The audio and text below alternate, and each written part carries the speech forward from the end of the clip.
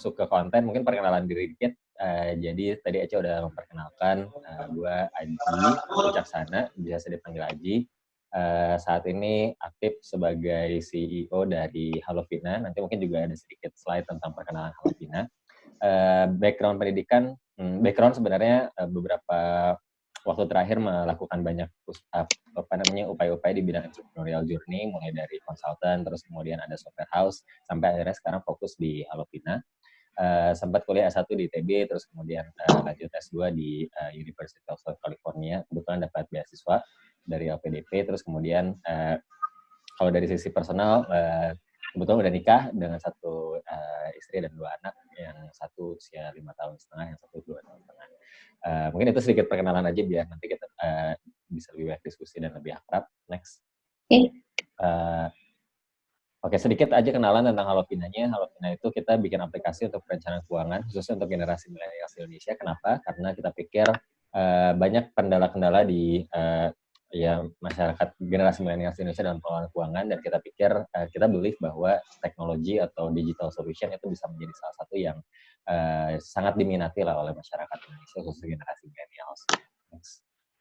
Kita hari ini juga tercatat di OJK, di Digital Financial Planner, untuk melakukan beberapa aktivitas, salah satunya yang mungkin teman-teman bisa lihat di screen. Kita membantu user kita dalam melakukan perencanaan keuangan, terus kemudian mendapatkan investment recommendation yang valid dari expert kita yang kredibel dan berpengalaman puluhan tahun di industri. Terus kemudian secara sistem kita juga terintegrasi dengan produk-produk keuangan yang sudah terintegrasi dari OJK. Lalu kemudian juga kita di platform yang sama itu bisa melakukan tracking dan monitoring. Next. Nah, kita juga nggak berhenti cuma dalam konteks yang investment only, tapi kita juga sedang mengembangkan aplikasi platform untuk konsultasi dengan expert, terus kemudian juga ada konten-konten edukasi. Jadi mungkin buat teman-teman yang udah download aplikasi Halovina, di situ udah ada beberapa konten yang mungkin teman-teman bisa lihat secara free, dan nanti ke depan juga akan lebih banyak lagi konten-konten berkaitan dengan personal finance management yang teman-teman bisa akses. Next. Oke, kok ada noise ya? Ada tulis di sini. Oh, nggak tahu sih, cuman kayak Oke, lanjut ya. So, kita akan mulai dengan financial quotient test. Jadi Mas Aji mungkin bisa share ya? Oh ya, bisa. Oke. Oke, aku stop sharing di sini ya.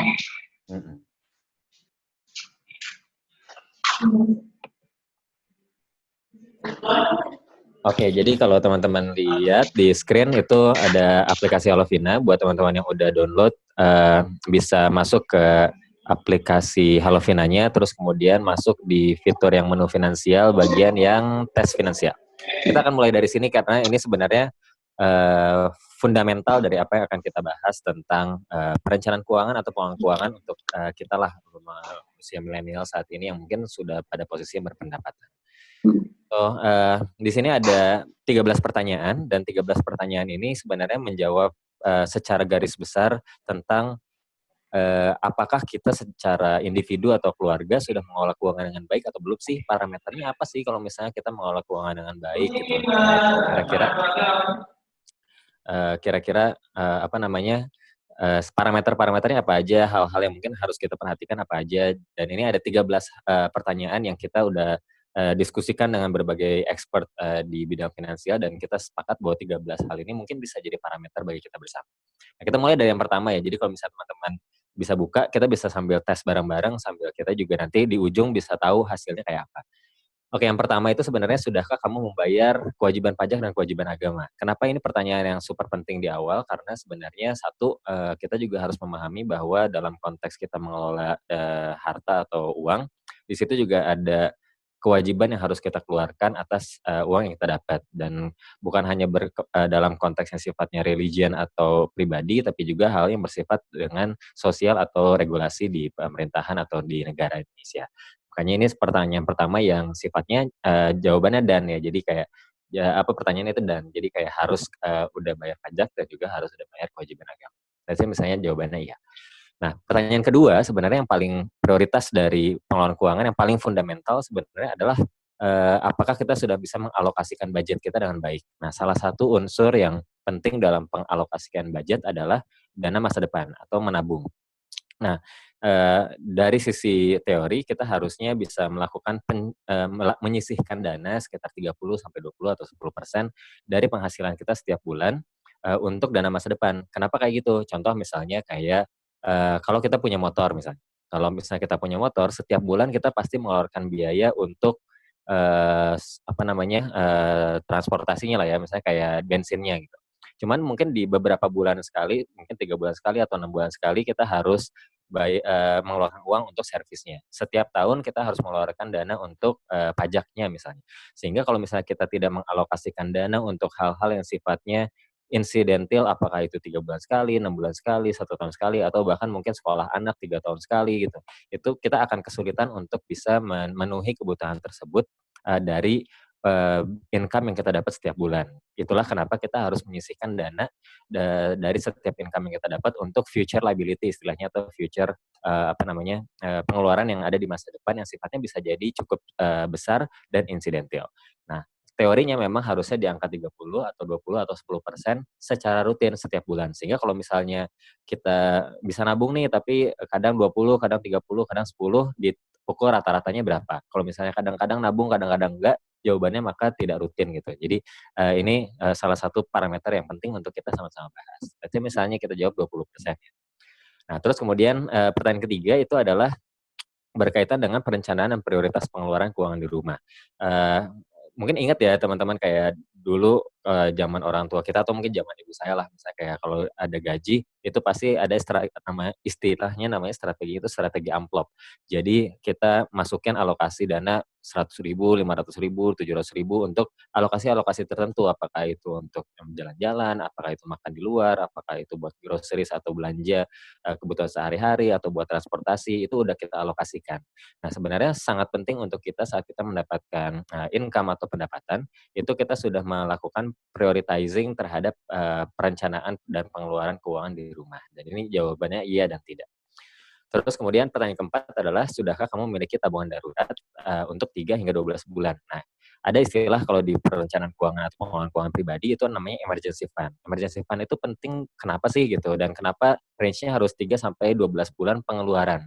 Uh, ini dikarenakan sebenarnya dalam kondisi kita hidup sehari-hari, kita pasti punya kondisi di mana ada beberapa hal yang sifatnya insidental atau unexpected gitu. Misalnya orang tua sakit misalnya, atau anak sakit, atau misalnya mobil rusak harus ke bengkel, atau misalnya rumah bocor harus ditambal, dan lain-lain gitu. Sesuatu yang mungkin kita nggak menyiapkan dana spesifik gitu untuk kegiatan-kegiatan tersebut.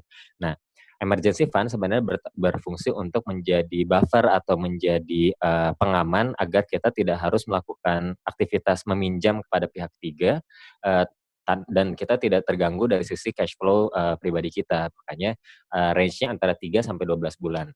Kenapa 3 sampai 12 bulan? Ini tergantung status kita hari ini. Kalau 3 bulan mungkin cocok untuk yang masih lajang nih, jadi belum ada tanggungan dan seterusnya. Tapi kalau misalnya udah punya istri atau sudah menikah gitu, udah punya suami, mungkin secara keluarga harusnya sampai 6 bulan itu adalah nilai yang ideal. Dan apalagi kalau misalnya udah punya anak, itu bisa sampai 12 bulan. Biar kalau misalnya terjadi sesuatu, sampai worst case-nya misalnya harus di PHK misalnya, atau kehilangan pendapatan dan segala macam, kita masih bisa hidup wajar dalam jangka waktu tertentu tanpa sambil kita mencoba mengusahakan adanya pendapatan baru. Jadi dalam tanda kutip sebenarnya aktivitas pengeluaran rutin kita seperti biasa itu bisa dijamin dengan si emergency fund ini tanpa harus melakukan kredit atau pinjaman. Let's say misalnya 3-6 bulan. Lalu kemudian poin ketiga adalah berkaitan dengan proteksi. Jadi proteksi ini bisa BPJS, bisa yang swasta diberi oleh perusahaan. Intinya kalau kita sudah memiliki tanggungan, apakah itu anak ataukah itu istri, maka kita harus concern tentang proteksi asuransi jiwa agar tanggungan kita bisa mendapatkan pertanggungan atau mendapatkan benefit jika sesuatu terjadi kepada kita atau pihak yang memang berposisi sebagai pemberi nafkah lah ya bagi satu keluarga, sehingga dana proteksi ini bisa menjamin kesejahteraan dalam jangka waktu tertentu jika sesuatu terjadi kepada pencari nafkah. Next.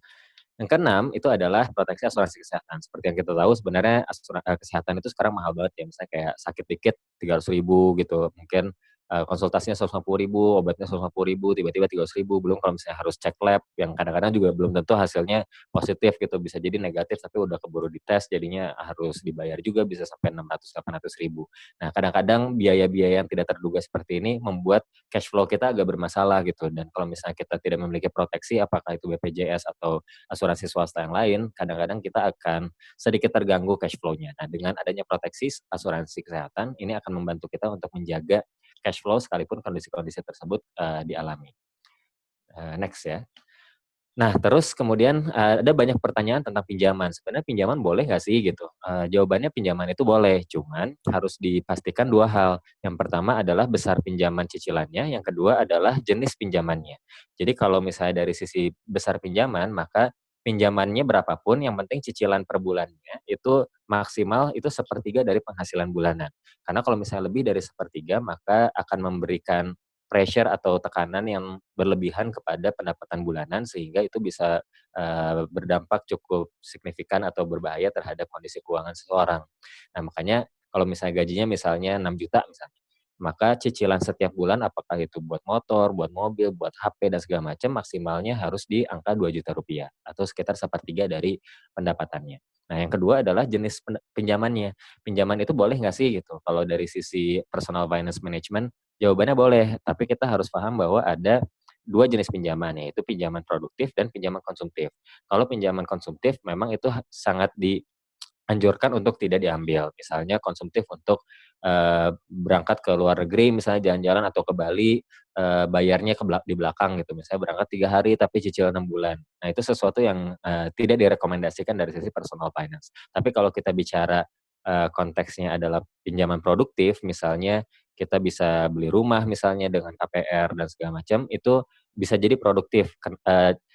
Parameternya apa atau ciri-cirinya apa sih produktif itu ada dua hal. Yang pertama adalah dia bisa memberikan pendapatan lebih atau dia bisa mengurangi pengeluaran. Contoh misalnya seperti rumah. Rumah itu bisa mendapatkan dua-duanya. Contoh kalau misalnya kita beli rumah hari ini harga 500 juta misalnya. Mungkin 2-3 tahun lagi dia harganya akan meningkat. Dan kalau misalnya kita jual, kita bisa mendapatkan keuntungan. Nah kalau misalnya yang kedua, kita juga kalau misalnya punya rumah, kita bisa mengurangi pengeluaran dalam konteks misalnya kita harus kontrak atau sewa, sehingga biaya sewa atau biaya kontrak itu sendiri bisa kita hilangkan karena kita memiliki rumah untuk kemudian kita tempati sehingga tidak harus melakukan sewa atau biaya kontrak. Nah, jadi itu beberapa hal yang berkaitan secara keseluruhan tentang pinjaman, dan saya pikir dari Halovina kita merasa bahwa salah satu kriteria yang penting adalah secara keseluruhan pinjaman itu atau cicilannya tidak boleh lebih dari sepertiga. Jadi kita lihat misalnya cicilan kurang dari sepertiga. Terus kemudian yang poin 8, ini juga banyak ya berkaitan dengan pay later atau pinjaman online atau kartu kredit. Ini sebenarnya banyak dilakukan untuk penggunaan yang sifatnya konsumtif. Nah, dalam konteks perencanaan keuangan atau pengelolaan keuangan, seharusnya kartu kredit atau biaya kartu kredit atau pinjaman-pinjaman online seharusnya dijadikan sebagai sebuah metode pembayaran, bukan metode hutang. Makanya kalau misalnya kita punya kartu kredit, kita harus bisa bayar penuh tagihannya setiap akhir bulan agar kita tidak terkena bunganya. Karena bunganya relatif cukup tinggi ya, jadi bisa sampai 2-3% setiap bulan. Dan itu relatif cukup tinggi untuk kita dalam konteks berhutang.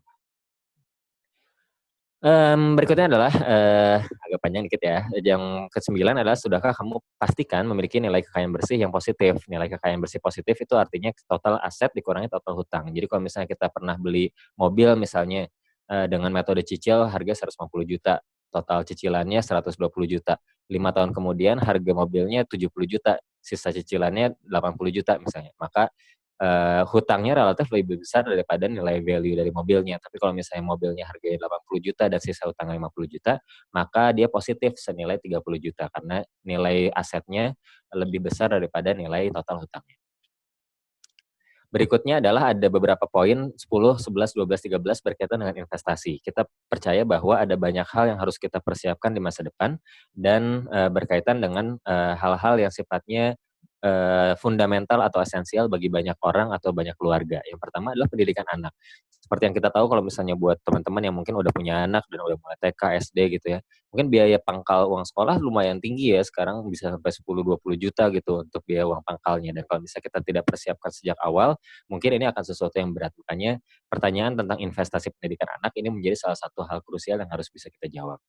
Yang berikutnya adalah perjalanan ibadah. Perjalanan ibadah juga sama.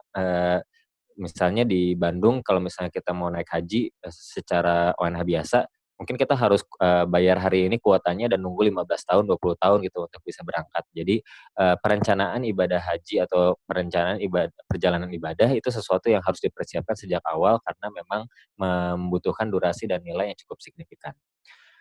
Baru yang ketiga adalah tentang pensiun. Nanti mungkin kita akan ada sesi terpisah ya untuk ngebahas tentang pensiun, tapi intinya adalah pensiun itu salah satu hal yang penting untuk kita pertimbangkan atau kita hitung sejak awal, dan katanya di Indonesia itu cuma ada 1 dari 10 orang yang siap pensiun. Sehingga ini sesuatu yang mungkin harus menjadi latar belakang atau trigger kita untuk lebih mempersiapkan tentang dana pensiun yang nantinya akan kita alami beberapa tahun ke depan. Dan yang terakhir adalah kita percaya juga bahwa setiap kita punya harta atau uang, maka di situ juga ada alokasi untuk sosial atau berbagi, dan ini salah satu yang berapapun nilainya, tapi kita diharapkan bisa mengalokasikan dana untuk berbagi atau kegiatan sosial. Nah, kalau misalnya teman-teman udah jawab semua, nanti akan keluar tuh hasilnya. Apa yang kira-kira bagus untuk dipertahankan, apa yang mungkin belum terlalu ideal sehingga masih harus ditingkatkan lagi. Nah, di Halovina sebenarnya di financial question test ini kita punya 4 level. Ada yang excellent, terus kemudian ada good atau baik ini, terus ada average atau rata-rata, dan ada yang be careful. Nah, dari sekian ribu yang pernah mengambil financial question test ini, memang 70% di antaranya masih ada di level yang be careful atau yang average. Nah, nanti teman-teman bisa cek sendiri, dan kalau misalnya ternyata teman-teman ada di excellent, itu bagus banget, selamat. Tapi kalau misalnya masih di yang level 3 atau level 4, berarti bisa concern ke yang merah-merah untuk kemudian menjadi resolusi nih, kira-kira 2020 mau ngecek listin yang mana nih. Jangan-jangan mungkin nggak harus semuanya, tapi kita bisa secara bertahap untuk mulai melakukan perencanaan keuangan yang lebih baik. Kira-kira itu berkaitan dengan financial question test-nya, Eca. Mungkin kita bisa balik lagi ke ini ya, slide ya.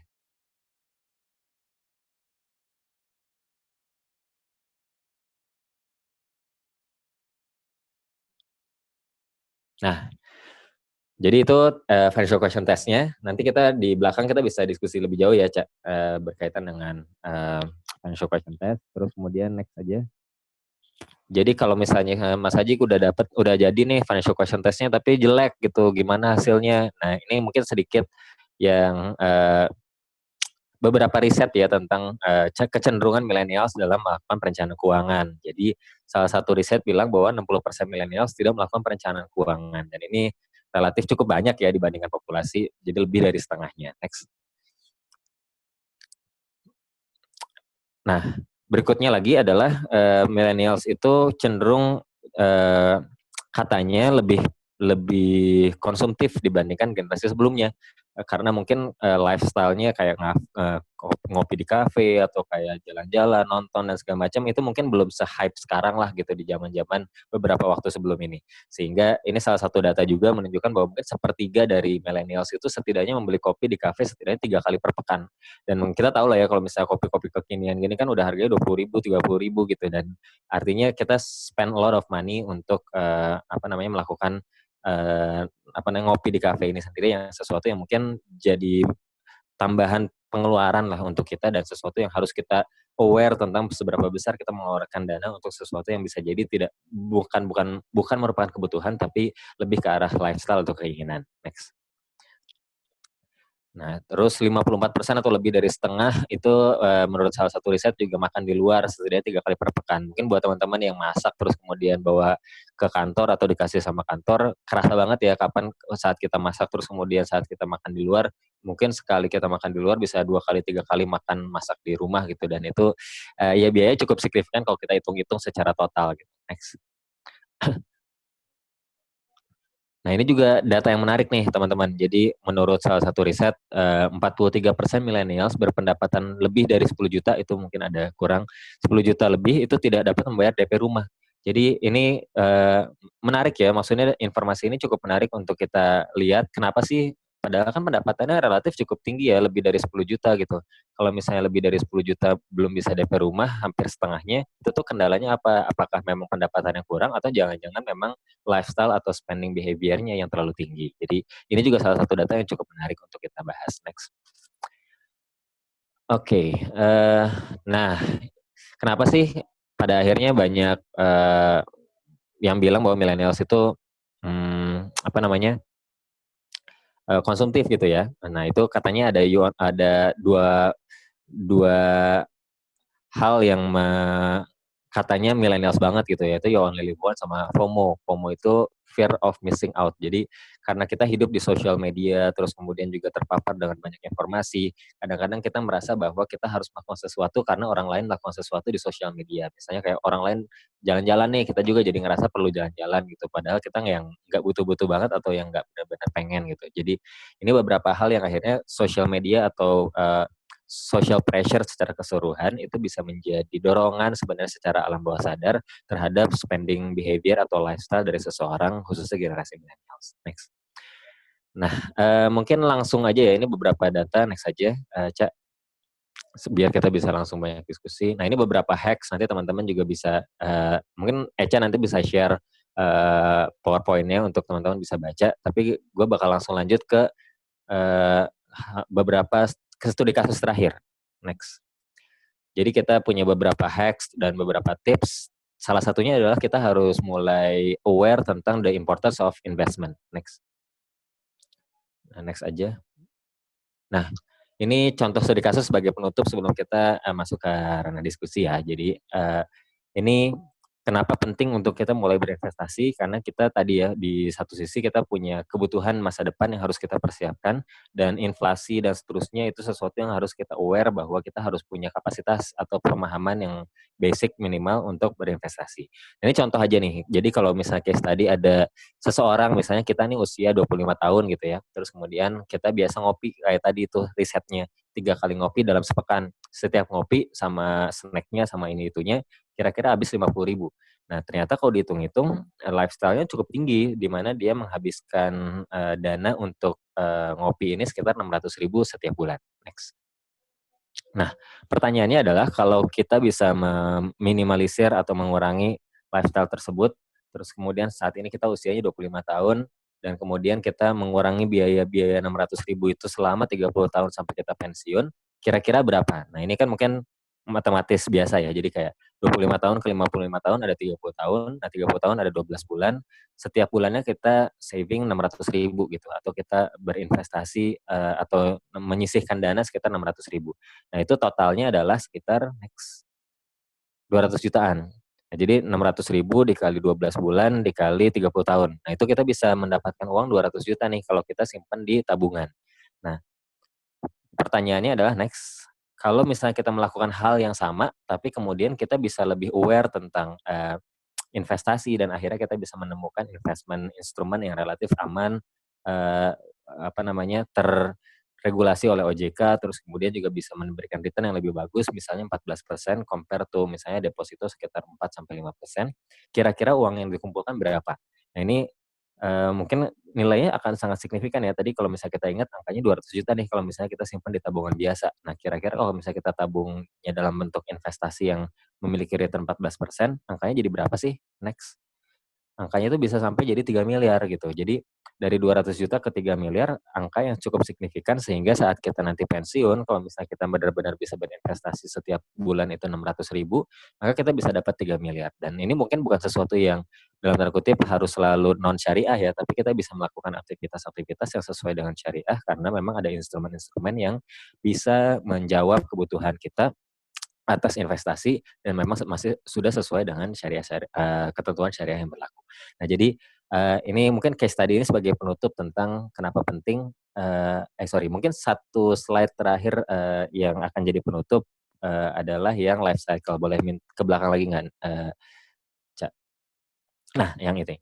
Nah, kenapa sih penting untuk kita akhirnya mengelola keuangan gitu? Dan salah satu yang kita pikir menarik adalah kalau kita lihat diagram yang sebelah kiri ya. Jadi ada Q1, Q2, Q3, Q4 gitu. Kalau kita bagi usia kita, kalau menurut salah satu riset, usia rata-rata di Indonesia itu 79 tahun gitu. Nah, jadi let's say kita buletin jadi 80 tahun. Apa sih yang kita alami biasanya kebanyakan orang dalam 80 tahun? 0 sampai 20 tahun biasanya mulai dari kecil, lahir, kuliah, sekolah, SD, SMP, SMA, kuliah gitu kan. Dan biasanya di usia-usia 0 sampai 20, mayoritas orang itu tidak berpendapatan. Nah, dari 20 sampai 40 biasanya udah mulai kerja, terus kemudian nikah, anak pertama, anak kedua, udah mulai nyicil dan segala macam. Nah, usia 40 sampai 60 biasanya udah lunas rumah, udah lunas mobil, udah naik haji dan segala macam. Nah, biasanya di usia 55 sampai 60 mayoritas masyarakat Indonesia udah mulai pensiun nih. Jadi 60 sampai 80 itu kita biasanya tidak berpendapatan lagi. Nah, artinya kalau misalnya kita ngelihat simpelnya adalah siklus kehidupan kayak gini, mungkin setengah dari hidup kita adalah masa produktif dan setengahnya lagi adalah masa non produktif.